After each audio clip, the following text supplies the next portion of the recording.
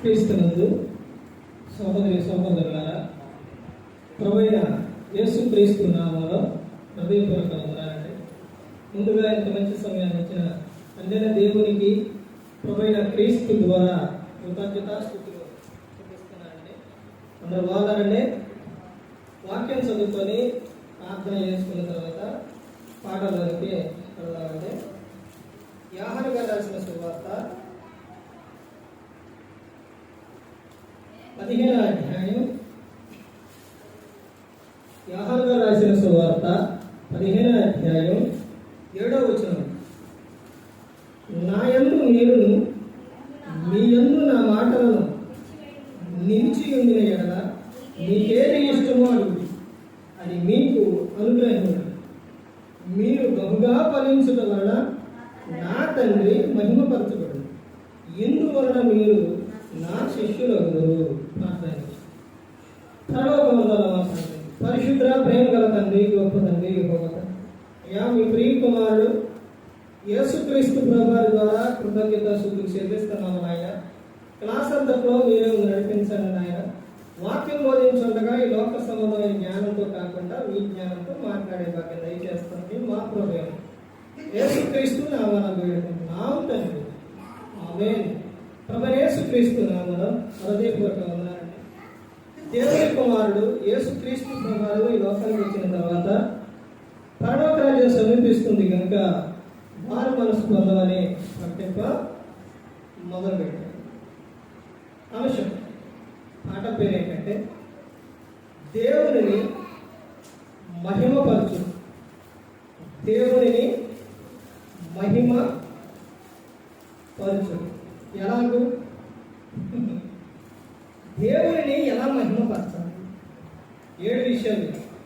దేవుని ఎలా మహిమపరచాలి, దేని ద్వారా ఎలాగూ దేవునిని మహిమపరచాలి. దేవుడు ఎవరు? రాజు. అర్థం అవడానికి ఈ లోకంలో రాజు ఇప్పుడు లేదండి, ఇదివరకు ఉండేవారు రాజు.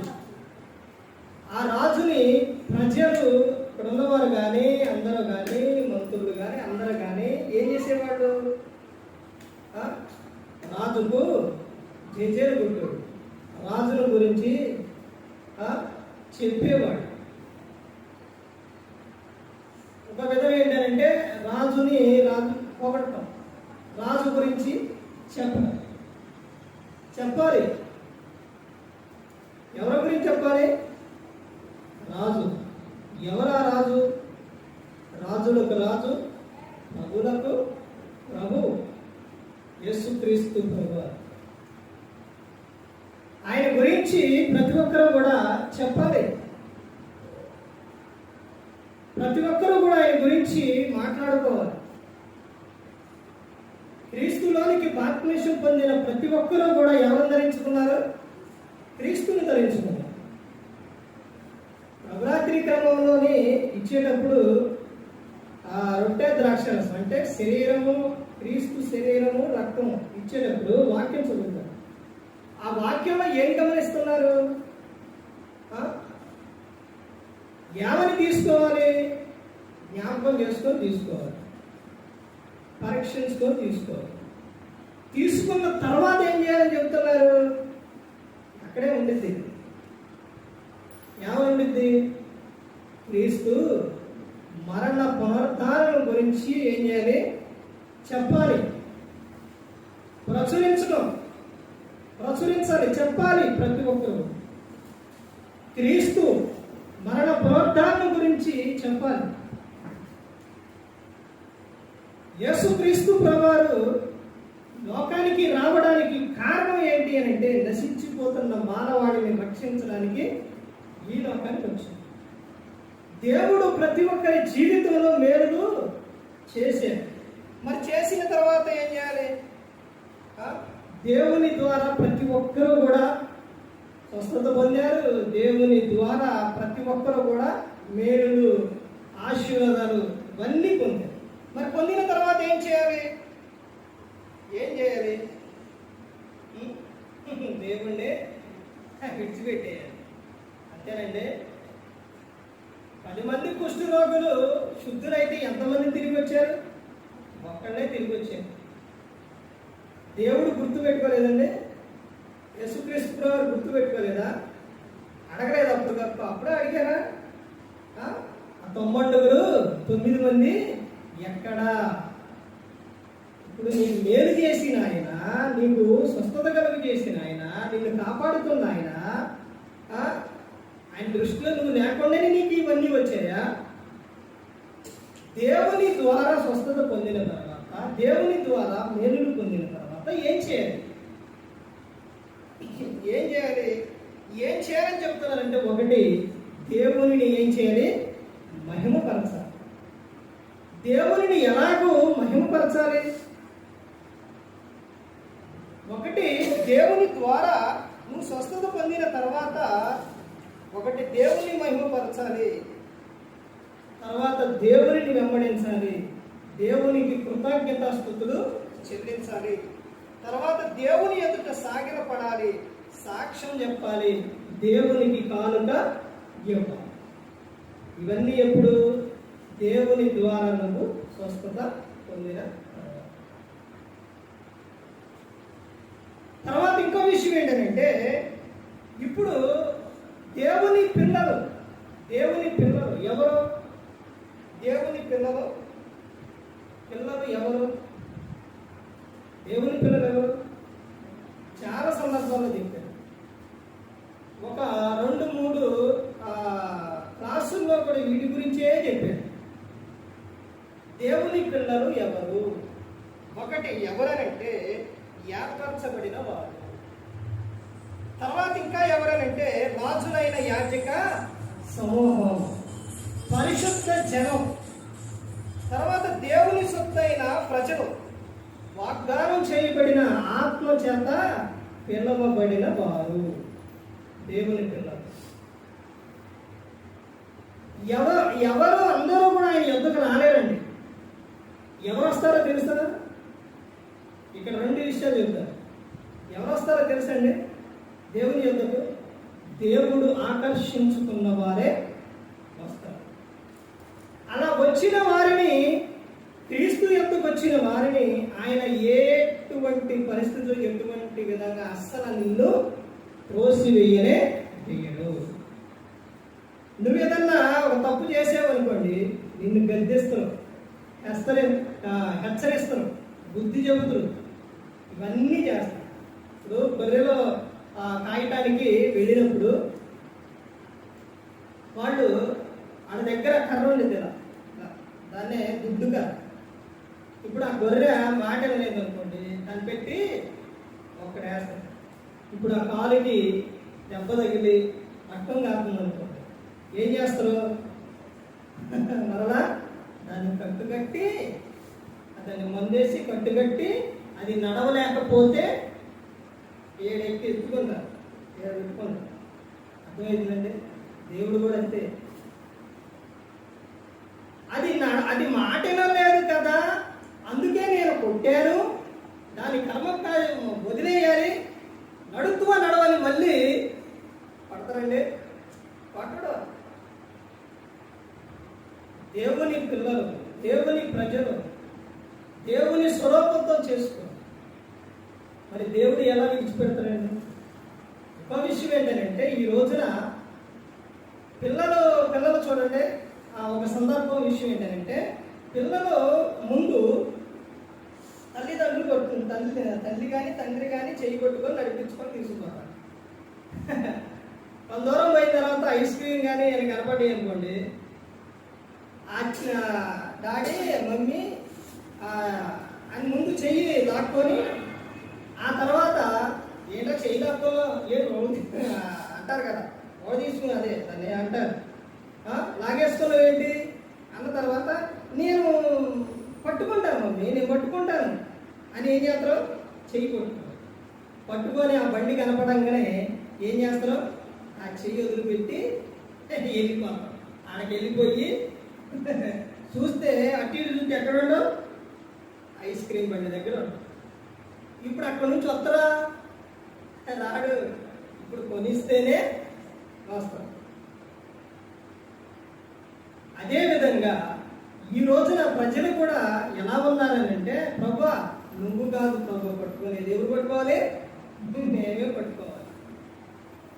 ఇప్పుడు అదే విధంగా తండ్రి ఆ కుమారుడు చేయి పట్టుకోకుండా, ఇంకో సందర్భంలో చెప్తాను, కుమారుడు చేయి పట్టుకోకుండా కుమారుడు పట్టుకుంది అనుకోండి తండ్రి చెయ్యి, ఒక ఎత్తైన ప్లేస్ పర్వతం ఒక ఎక్కుతున్నారు, ఎక్కేటప్పుడు ఇప్పుడు అత్తలోడు చేయి పట్టుకోండి, ఇప్పుడు ఎక్కుతున్నారు, కింద ఏమైంది? జర్రన జారింది.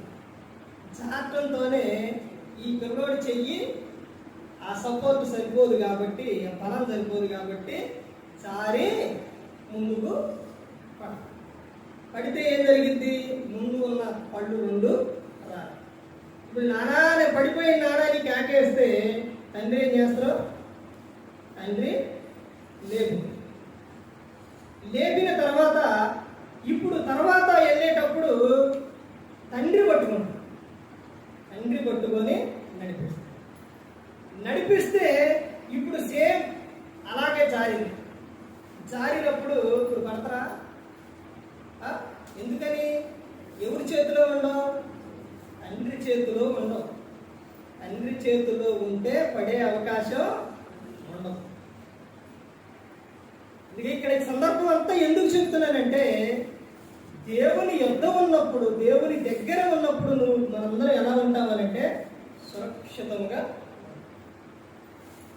దేవుని ద్వారా మేలును పొందిన తర్వాత ఒక మనిషి చేయవలసిన విధానం ఏంటి అని అంటే, ఒకటి దేవుని ఏం చేయాలి?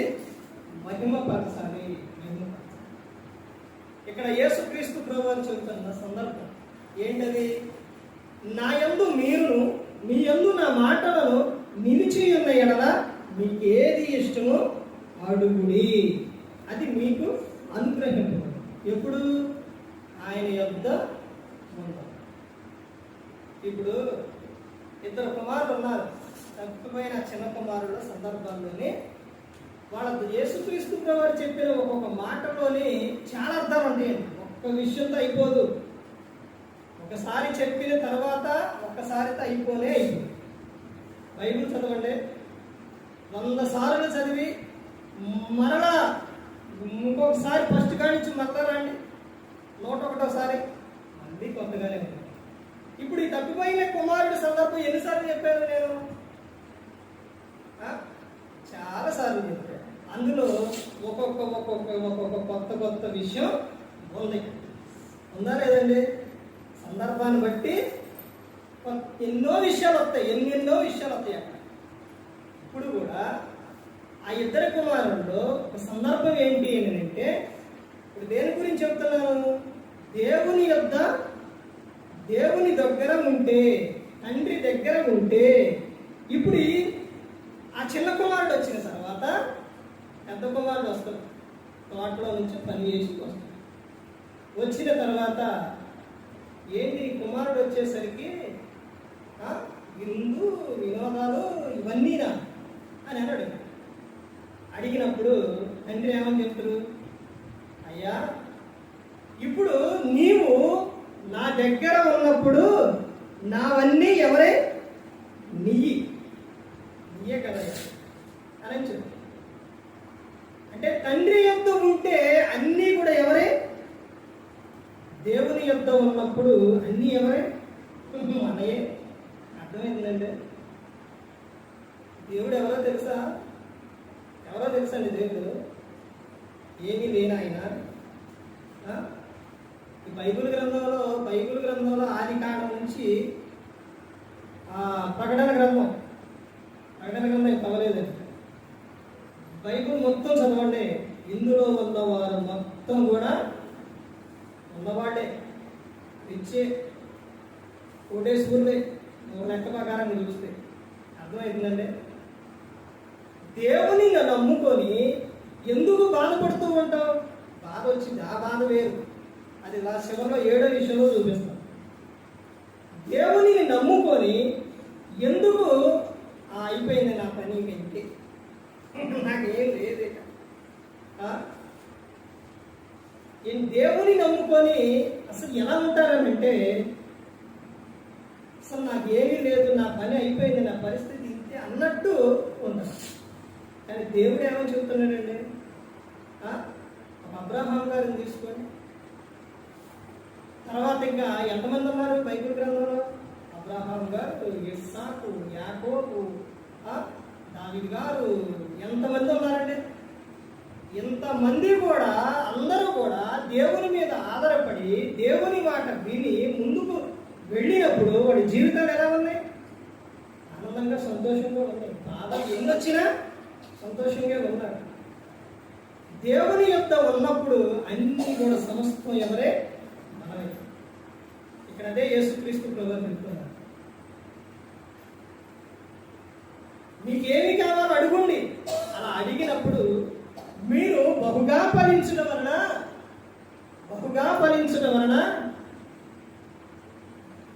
ఏమనుందండి? ఏమనుంది? నా తండ్రి మహిమపరచబడను. క్రైస్తవుడు అయినందుకు అన్ని విషయాల్లో నువ్వు ఎలా ఉండాలో తెలుసా? అన్ని విషయాల్లో వర్ధిల్లాలి. అన్ని విషయాల్లో. ఇన్ని విషయాల్లో లోకంలో చేసే ప్రతి ఒక్క దానిలో నువ్వు వర్ధిల్లాలి. జీవనోపాధి కోసం చేసి పని విషయాల్లో కానీ ముందు చదువు కానీ జాబ్ కానీ పని కానీ లేకపోతే ప్రార్థన కానీ వాక్యం కానీ ప్రవర్తన కానీ ప్రతి ఒక్క విషయాల్లో నువ్వు ఏమవ్వాలి? వర్ధిల్లాలి. మీకు విషయం చెప్పమంటారా? ఇక్కడ నుంచి వెళ్ళే వాక్యం రాజుగూడ సంఘం నుంచి వెళ్ళే వాక్యం ఎంతమంది వింటారో తెలుసండి? నిన్నే ఒక సహోదరి నాకు చెబుతుంది. ఒక 5-6 మొత్తం ఇలా పశువులు కాయడానికి వెళ్ళినప్పుడు చెరువు పెద్దది రాజు చెరువు. ఆడికి వెళ్ళినప్పుడు అందరూ స్త్రీలందరూ చాటు కూర్చున్నప్పుడు అందులోని వాక్యం యూట్యూబ్ ద్వారా వెళ్తే ఆ వాక్యము వాళ్ళందరూ విన్నారు. ఆ విని చెబుతున్న విషయం అసలు ఒక్కొక్క మాట చాలా అద్భుతంగా ఉంది అన్నయ్య. అంత చక్కగా చెప్పారు అంటే అంతా దేవునిదేనమ్మా. అయితే ఆ వాక్యం మీరు వెనకమాల బ్యాక్గ్రౌండ్ చెప్పండి. వెనకమాల ఉన్న బ్యాక్గ్రౌండ్ అంటే ఆమె పేరు ఏంటి అవన్నీ వాళ్ళు చదువుకోవాలి.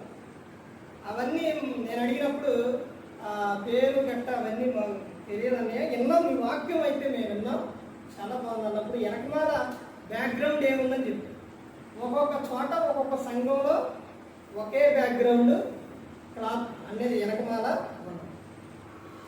ఏ కలర్ తల్లి అని అన్నప్పుడు రెడ్ కలర్ అని చెప్పింది. రెడ్ కలర్ ఉంది ఎక్కడ తెలుసండి? ఇక్కడే రాయిపాలెంలో వేరే, ఉత్తరాల్లో వేరే, వీరపురంలో చెప్పినప్పుడు వేరే. ఇక్కడ చెప్పే వాక్యం ఎంతో మంది వింటున్నారు. అంటే రాజుగూడ సంఘము ద్వారా వెళుతున్న వాక్యం ఎంతో మంది విని బలపడుతున్నారు. ఎందుకనంటే సంఘము ద్వారానే ఏం వెళ్ళాలి? వాక్యం వెళ్ళాలి. ఇప్పుడు సంఘం ఎలా ఉండాలి అని చెప్తున్నారనంటే ఇక్కడ అన్ని విషయాల్లో మీరేమవ్వాలి? వర్ధిల్లాలి. మీరు ఎలా వర్ధిల్లాలి అంటే కొంచెంగా కాదు, అక్కడ చెప్తున్న విషయం బహుగా వర్ధిల్లాలి. నువ్వు బహుగా ఫలించాలి. అలా ఫలించినప్పుడు నా తండ్రి మహిమపరచబడును. ఇందువలన మీరు ఏమవుతారు? నా శిష్యులు అవుతారు అని యేసుక్రీస్తు వారు చెప్తున్నారు. చూడండి, దేవుణ్ణి ఎలా మహిమపరచాలో త్వరగా 7 విషయాలు మనం చూస్తే చూడండి. అపోస్తలుడైన పౌలు గారు కొరింథీయులకు రాసిన మొదటి పత్రిక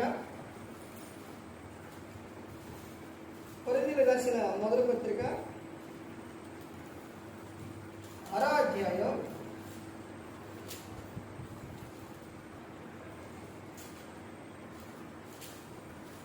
అధ్యాయం 20వ వచనం చూడండి.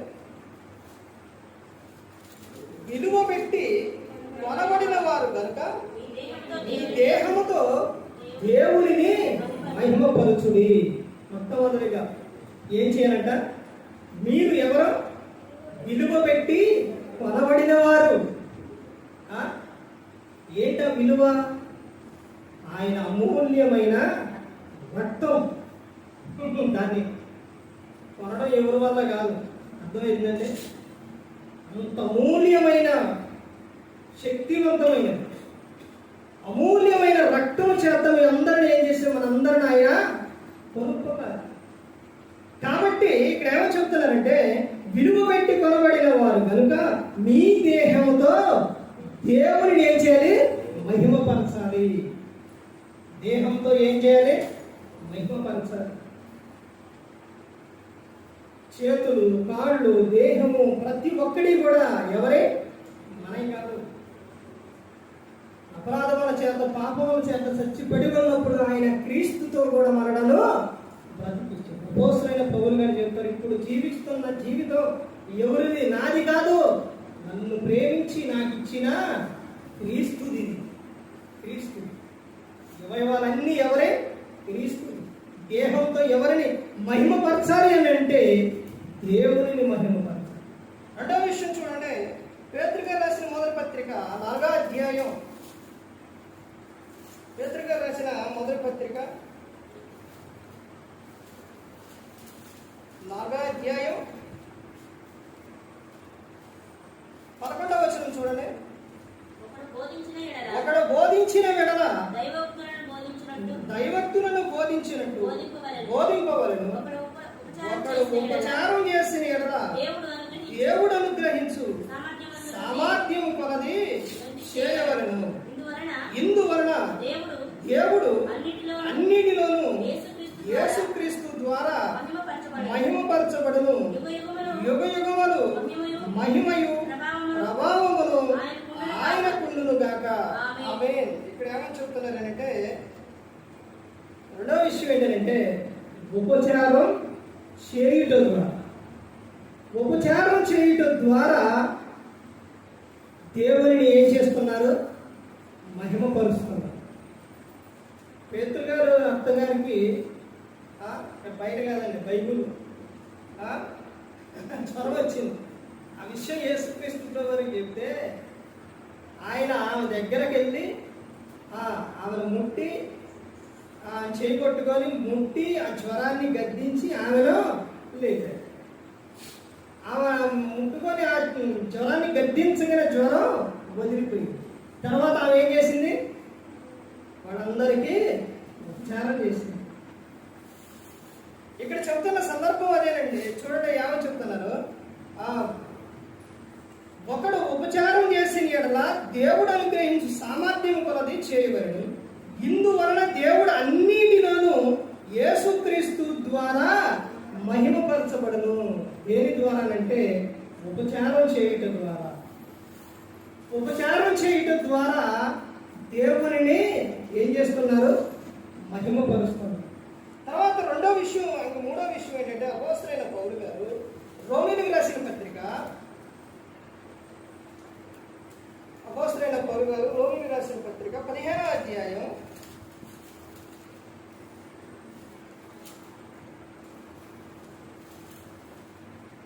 5వ అధ్యాయం చూడండి.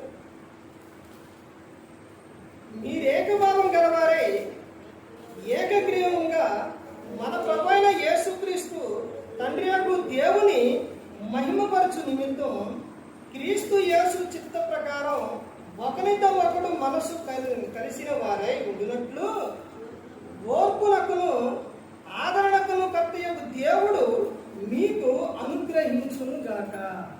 ఇక్కడ చెబుతున్న ఒక సందర్భం ఏంటి అని అంటే, ఏకభావం కలిగి ఏం కలిగి ఉండాలంట? ఏకభావం. ఒకరితో ఒకడు మనసు కలిసిన వారై దేవుడిని ఏం చేయాలంట? మహిమపరచాలి. దేనితో? ఏక మనసు కలిగి.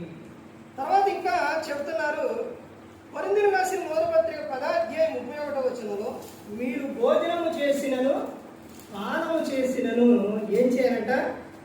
దేవునిని మహిమపరచాలి. ఏ విషయంలో? తినే విషయం, మీరు తాగే విషయం. ఎవరైనా ఏదైనా ఇచ్చారనుకోండి, లేకపోతే మీరే తీసుకున్నారనుకోండి, భోజనం చేసేటప్పుడైనా, తాగేటప్పుడైనా, ఏదైనా కానీ తినేటప్పుడైనా, అంటే లోపలికి వెళ్ళేది దీన్ని మళ్ళా వేరే విధంగా తీసుకోమాట. దేవుడు ఏవి తినాలో ఏవి తినకూడదో అవన్నీ స్పష్టంగా చెప్పింది. మీరు భోజనం చేసినను పానము చేసినను దేవునికి ఏం చేయాలంట? కృతజ్ఞతాస్తుతులు చేసేది సార్. అంటే దేవునిని మహిమపరచడం. చాలా మంది ఈ రోజున ఏం చేస్తారంటే ఏదన్నా తాగేటప్పుడైనా తాగేస్తారు, తినేటప్పుడైనా తినేస్తారు, లేకపోతే ఎవరైనా ఏదన్నా కానీ కొనుక్కొని అయినా తీసుకునేటప్పుడు ఎప్పుడైనా తినేటప్పుడు మామూలు తినేస్తాం. అవి నీకు ఇచ్చింది ఎవరు? దేవుడు. దేవుని నువ్వు ఏం చేయాలి? మహిమపరచాలి. ఎలాగూ అని చెప్తున్నారు అంటే, మీరు భోజనం చేసినను పానం చేసినను మీరు ఏమి చేసినను సమస్తము దేవుని మహిమ కొరకు చేయాలి. ఆ విధంగా చేయాలి. తర్వాత ఆయన చెప్తున్న విషయం ఏంటంటే, పేతురు గారు రాసిన మొదటి పత్రిక 2వ అధ్యాయం 12వ వచనంలో, అన్ని జనులలో సత్క్రియలు చేయటం ద్వారా దేవునిని మహిమపడుతుంది. అన్ని జనులలో ఏం చేయటం అంట? సత్క్రియలు అంటే మంచి క్రియలు. మంచి క్రియలు చేయటం వలన దేవునికి ఏమొస్తుందంట? మహిమ వస్తుంది. నా నామం అన్ని జనుల మధ్య దోషుల పాలు అవుతుందంటే కారణం ఎవరు? మీరే అని చెప్పారు. కానీ ఇక్కడేమో చెప్తున్నారో చూడండి. పేతురు గారు రాసిన పత్రికలో ఏమో చెప్తున్నారు? అన్ని జనుల సత్క్రియలు చేయటం ద్వారా మహిమపరచబడును.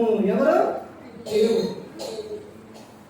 అన్ని జనులలో మన ప్రవర్తన మంచిగా ఉండాలి. మన ప్రవర్తన మంచిగా ఉన్నప్పుడు వాళ్ళు ఏం చేస్తారో తెలుసండి? అంటే క్రీస్తుని నమ్ముకుంటే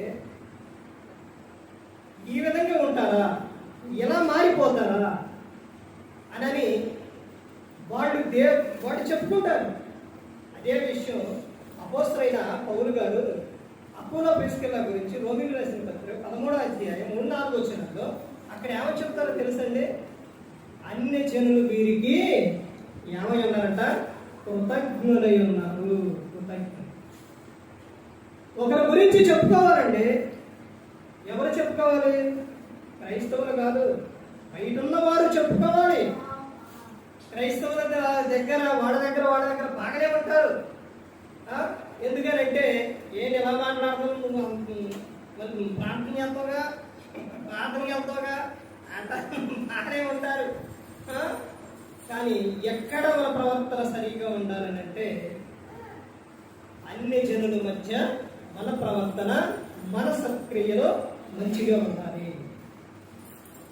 మన మాట తీరు కానీ, చెప్పే సమాధానం కానీ ప్రతి ఒక్కటి కూడా ఎలా ఉండాలి? మంచిగా. రోజున నేను ఊరు ప్రయాణమే వెళ్ళేటప్పుడు బండి ఒక చాట పెట్టి, అది గొప్పతనం కాదండి, దేవుని యొక్క కృప. అలా బండి పెట్టి అలా వస్తూ ఉంటే ఆయన అలా రాసి బస్ స్టాండ్ దగ్గర అలా రాసి హైదరాబాద్ ఎలా చెప్పిండు నాకే అర్థం. మామూలుగా వెళ్ళారు, మళ్ళా తిరిగి వచ్చినప్పుడు అక్కడ నుంచి ఆయన ఇలా చూసి రాసి ఇచ్చినప్పుడు పేరేంటంటే పేరు చెప్పాను. ఆ తర్వాత ఆయన చెప్పింది ఏంటి? హైదరాబాద్ అని. ఆ విషయం అక్కడ అందరూ ఉంటారు, అందరూ వస్తుంటారు, అందరికీ చెప్తారా? చెప్పడం అర్థమైందండి. అంతా ఏంటి అని అంటే దేవుని యొక్క కృప. మనం మాట్లాడేది కానీ ప్రతి ఒక్కటి కూడా అక్కడ అదే. తర్వాత ఇంకా ముందుకెళ్తే ఏమని చెప్తారంటే చూడండి, పేతురు గారు రాసిన మొదటి పత్రికలో 2వ అధ్యాయం 12వ వచనంలో, అన్ని జనుల మంచి ప్రవర్తన కలిగి దేవుడిని ఏం చేయాలంట? మహిమపరచాలి. మంచి ప్రవర్తన కలిగి ఉండాలి. అంటే దేవుడిని మహిమపరచడం అంటే ఎలా పడితే అలా కాదండి. అర్థమవుతుందండి? నేను చెప్తున్న సందర్భాలు చూడండి. ఒకటి క్రియలు ఉండాలి, తర్వాత ఏముండాలి? మంచి ప్రవర్తన కలిగి ఉండాలి. తర్వాత చివరిగా చూడండి, పేతురు గారు రాసిన మొదటి పత్రికలోనే 4వ అధ్యాయం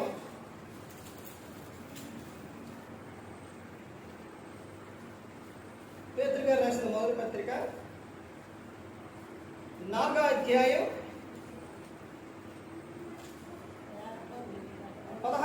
చూడండి. ఎవడైనను క్రైస్తవుడు అయినందుకు బాధ అనుభవించిన ఎడల అతడు సిగ్గుపడక ఆ పేరును బట్టియే దేవునిని మహిమపరచదను. ఏ పేరును బట్టి? నీవు క్రైస్తవుడు అయినందుకు ఆ పేరును బట్టే నువ్వేం చేయాలి? దేవునిని మహిమపరచాలి. క్రైస్తవులకి శ్రమలు, బాధలు అన్నీ వస్తాయి. ఎందుకు వస్తాయో చెప్పండి.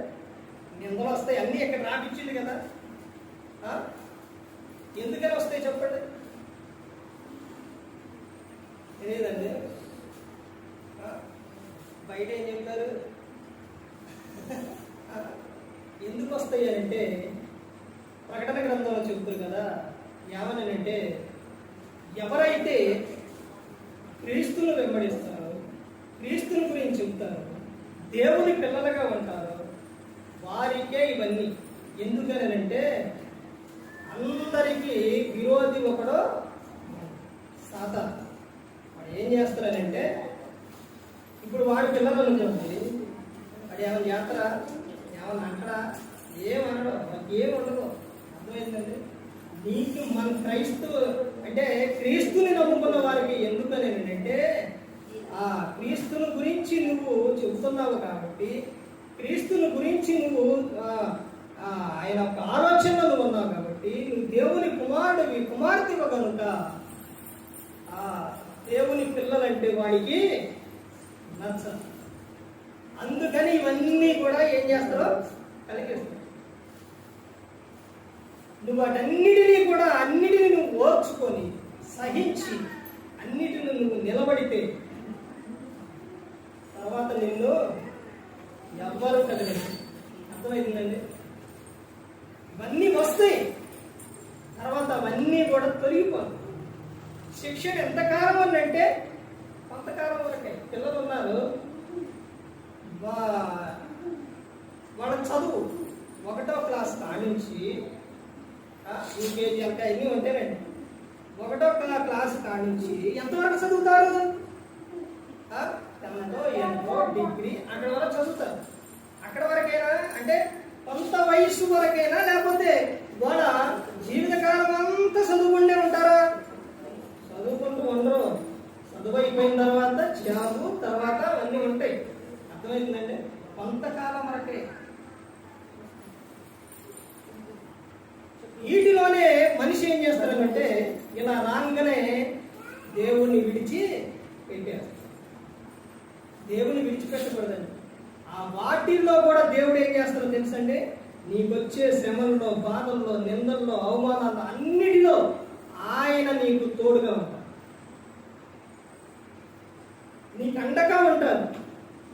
వీటన్నిటి విషయాల్లో ఏం చేయమని చెప్తున్నారో తెలుసండి?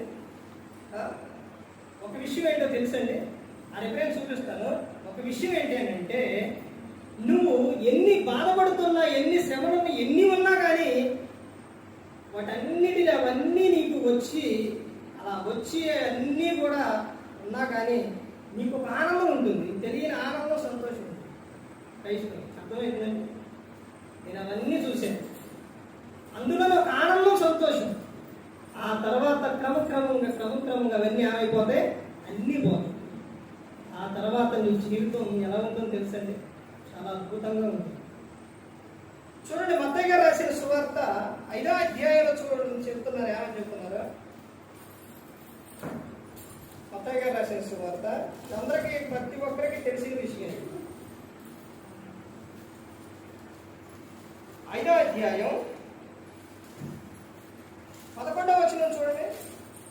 నా నిమిత్తము జనులు మిమ్మును నిందించి, హింసించి, మీ మీద అబద్ధముగా చెడ్డమాటలెల్లా పలుకున్నప్పుడు మీరు ధన్యులు, సంతోషించి ఆనందించుడి, పరలోకమందు మీ ఫలము అధికమగును. ఎలాగున వారు మీకు పూర్వమందుండిన ప్రవక్తలను హింసించిరి. చూచారండి? నిందలు, బాధలు అన్ని వస్తాయి. అవన్నిటినీ కూడా ఇవి ఎలా భరించవాలని చెప్తుంది ఇక్కడ. సంతోషించి ఆనందించుడి. పరలోకమందు మీకేముంది? ఫలము ఉంది. పరలోకమందు ఒకటి 2 విధాలుగా చెబుతుంది. ఒకటి ఒకటి విశ్వాసుడికి చెబుతున్న విషయం, పరలోకమందు ఫలముంది. తర్వాత సేవకులకి చెబుతున్న విషయం. ఆయన పూర్వమందు ప్రవక్తలకు కూడా అలాగే చేశారు. మీకే కాదు, నేను చెప్తున్న సందర్భం ప్రతి ఒక్కరికి. కానీ వాటన్నిటిలో నుంచి కూడా దేవుడు నిన్ను విడిపిస్తాడు, నిన్ను కాపాడు. నువ్వే విషయాల్లో నా జీవితం ఇంతే అయిపోయింది, నా జీవితం ఇక నేను ఎందుకు పనికిరాను, నేను ఏమి చేయలేను అని ఏ విషయాలు అస్సలు మీరు నిరుత్సాహపడతారు. అపవాది ఈ రోజు అది వరకు ఏంటంటే అది వరకే కొన్ని ఇప్పుడు ఏం చేసిందంటే అపవాది, మీకు తెలుసండి, అపవాది మార్చిండు, ఆయుధాన్ని మార్చిండు, క్రైస్తవుల మీద ఆయుధాన్ని మార్చిండు. ఇదివరకు ఉపయోగించిన ఆయుధాలు ఏంటి? ఆయుధాలు ఏంటంటే లేదా చూపు విషయాల్లో, వ్యభిచారం విషయాల్లో, దొంగతనం విషయాల్లో, వీటన్నిటి విషయాల్లో చేపించింది. కానీ ఇప్పుడు వాడు కొత్తగా మొదలుపెట్టింది ఒక విషయం ఏంటంటే, క్రైస్తవులైన ప్రతి ఒక్కరి మీద కూడా ఒక ప్రయోగం ఉపయోగించేది ఏంటి అంటే, అవన్నీ వద్దు, వేయొద్దు, అయిపోయినాయి, దొంగతనాలు, వ్యభిచారాలు, హత్యలు అవన్నీ వద్దు, వీళ్ళు చేయరు. ఎవరు చేయరు? క్రైస్తవులు చేయరు. క్రీస్తుని నమ్ముకున్న వాళ్ళు పాపం చేస్తారా? అంటే వ్యభిచారం కానీ, దొంగతనం కానీ, హత్యలు కానీ ఇవన్నీ చేస్తారా? చేయరు. ఈ ఉపయోగించిన ప్రయోజనం లేదు. మరి ఏం ఉపయోగించాలి? ఒక ఆయుధం ఉపయోగిస్తాం. అందరి మీద ఒక ఆయుధం అనేది ఉపయోగిస్తుంది. ఏంటి ఆయుధం? ఏంటంటే అపవాది క్రైస్తవుల మీద ఇప్పుడు ఉపయోగిస్తున్న ఆయుధం ఏంటి తెలియదండి? నిరుత్సాహం. ఏంటది? నిరుత్సాహం. నీకు నిరుత్సాహం కలిగించి నువ్వు ఏమి చేయకుండా, నువ్వు ఎందులో ముందుకు వెళ్ళకుండా వాడు నీలో ఒక నిరుత్సాహం తెప్పించి నీకు బాధ పెట్టేసి వాడు నిన్ను సంతోషం, ఆనందం లేకుండా చేసేస్తాడు. ఆ నిరుత్సాహంలో ఏం చేస్తారనంటే ఎంతవరకు వెళ్ళిపోతారంటే, ఎందుకు నా బ్రతుకు ఎలా చూస్తారే ఎటు చూస్తారు? ఎట్ట చూస్తే బాగా ఉంటుంది, మామూలు చూస్తే దేవుడు పైన ఉండ, కానీ ఎట్ట చూస్తారు? ఎట్టు చూస్తారు. ఎందుకు? దేనికి? తిరుగుతుండగా ఫ్యాన్. ఈ నిరుత్సాహంలో ఎవరూ లేకుండా ఏం చేస్తారు? చూసి ఫ్యాన్కి వేసేస్తారు. లేకపోతే ఏదైనా ఒక చిన్న సమస్య రాగానే, ఒక బాధ రాగానే ఏం కనబడింది? అబ్బా ఇన్ని ఆలోచనలు వస్తాయి అంటే ఒక్క మంచి ఆలోచన రావాలి, మంచిగా ఆలోచించరు. కానీ ఏం ఆలోచిస్తారు? వెంటనే ఎక్కడ పోయింది? ముందు బాటులు ఎక్కడుందా? ఇంకో విషయం ఏంటంటే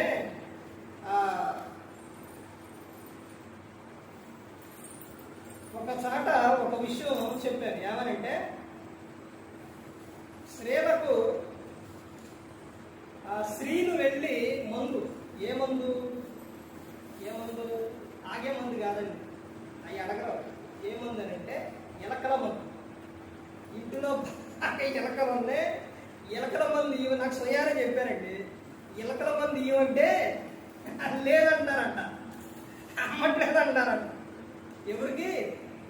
స్త్రీలకి. ఎవరో కదా మా అమ్మగారే చెప్పారు, అయ్యా ఎలకల పెడదాం మంది ఇయ్యనంటున్నారు, నువ్వు వెళ్ళి కొంచెం తీసుకురాయ్యా అని చెప్పారు. అర్థమైందండి? ఎందుకని? ఇప్పుడు ఎక్కడ చూసినా ఏం చేస్తున్నారు? మందు తాగటం, లేకపోతే ఇట్లా మందు ఉంటే అది వేసుకోవాలి. చూడండి, ఇవన్నీ ఇలాంటి ఆలోచనలో, పనికి మారిన ఆలోచనలో, లేకపోతే ఇలాంటి తన దేహాన్ని పాడు చేసుకునే ఆలోచనలో, దేవునికి విరుద్ధమైన ఆలోచనలు ఇవన్నీ కలిగించేది ఎవరనంటే సాతాను, అపవాదండి. అంటి పనులు అనేది చేయకూడదండి. ఒక్కసారి ఆలోచించు.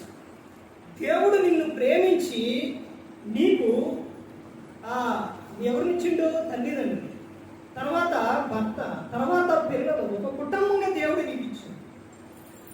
ఇచ్చినప్పుడు ఏమీ ఆలోచించుకోకుండా అలా చేసేస్తే ఎంత ప్రమాదం అంటే, మా సిస్టర్ మొదలు చెప్పారంటే పర్వమాట ఆ పరిస్థితి ఇప్పుడు ఏంటి ఒకసారి ఆలోచించండి. ఆమెనే కాదు, ఎవరైనప్పటికీ క్షణికమైన ఆలోచనలు తీసుకునే ఒక నిర్ణయాలు చూడండి ఎంత ప్రమాదం. ఇప్పుడు ఆ మందు, గట్టి మందుకి మందు లేదంట, అర్థమైందా? ట్రీట్మెంట్ చేసేదే కానీ మందు లేదు. ఇప్పుడు అది లోపల ఉంటే క్రమక్రమంగా దేహం పాడైపోయింది. క్షణికమైన ఆలోచన ఇలాంటివి అనేది ఎవ్వరూ కూడా తీసుకోకూడదు. జీవము గల దేవుడు మనకు అండగా తోడుగా ఉన్నారు. దేవుని ఎలా మహిమపరచాలి అని గ్రంథం చెబుతూ ఉన్నారంటే, ఎలా దేవుని మహిమపరచాలి?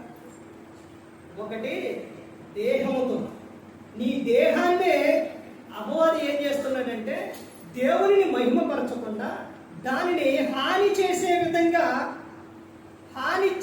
పరుచుకునే విధంగా చేస్తున్నాడు. ప్రసంగి 7వ అధ్యాయం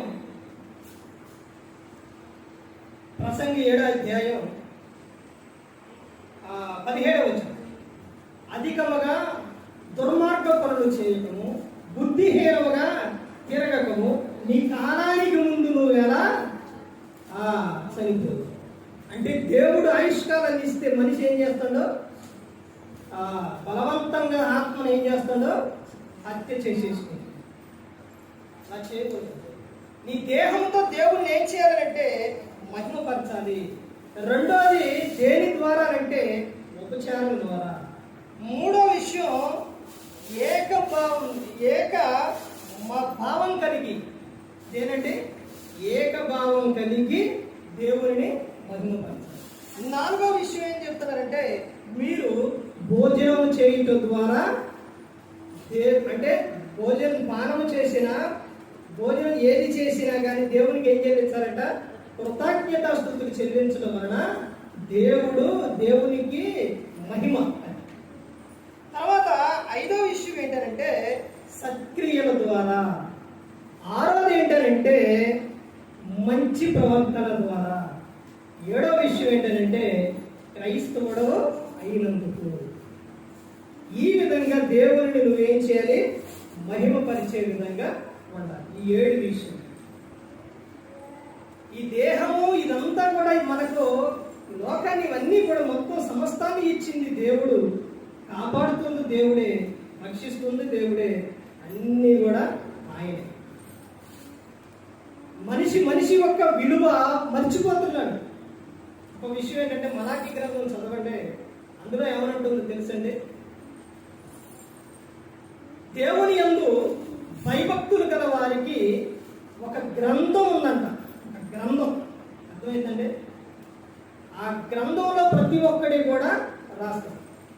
తర్వాత దేవుని యందు భయభక్తులు గల వారు ఏమి మాట్లాడుకుంటున్నారా అని దేవుడు చెవియొగ్గి ఆలకిస్తారంట. అంటే ఇద్దరు వ్యక్తులు ఏం మాట్లాడుకున్నారు? ఎవరు వాళ్ళు? దేవుని యందు భయభక్తులు గలవారు. అర్థమైందంటే దేవుడు ప్రతి ఒక్కటి కూడా చూస్తున్నాడు. ఏ ఒక్కరు కూడా నశించి నరకానికి వెళ్ళిపోకూడదని యేసుక్రీస్తు ప్రభువారు ఈ లోకానికి వచ్చి మనందరి కోసం శిలువలో తన ప్రాణాన్ని పెట్టింది. మరి ఈ విధంగా నిలబెట్టి మాట్లాడించేంత దేవునికి కృతజ్ఞతాస్తుతులు చెల్లిస్తూ, ఎంతవరకు శ్రద్ధగా ఉన్న మీకు ప్రభు హృదయపూర్వకంగా చెల్లిస్తూ ఈ మాట అందరికీ